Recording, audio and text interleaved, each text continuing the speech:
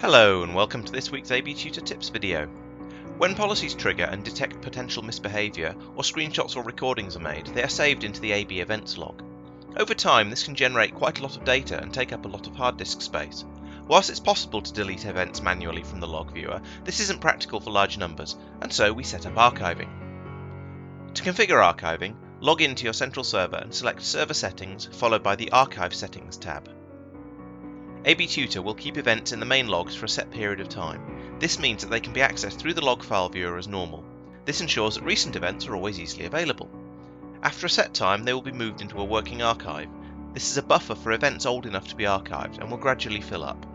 Once the buffer reaches the specified number of events, it will be closed and saved as an archive. You can either keep your archives forever or set them to be automatically deleted after a certain number of days. Note that this deletes the archive this many days after it was closed, not after the events happened. Once you've configured these settings to your satisfaction, click Save and the server will start to archive all old events as applicable. To manage your existing archives, you can select the Archives tab. This shows all the archives that currently exist on your server, including the buffer. The details show how many events are in your archive, the date range for the events in it, when it was last updated and when it will be deleted. You can manually close the buffer from here, which will turn it into an archive immediately.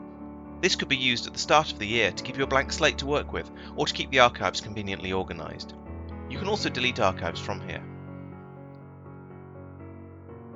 If you wish to access any of the old events, you will need to first tell the server to mount the relevant archive. Next, open the console as an administrator, open the Tools menu and select Archive Log Viewer. This viewer works in exactly the same way as the normal log viewer, but instead of showing recent events, it will show the ones from the mounted archive. You can still view and save media and export events as normal.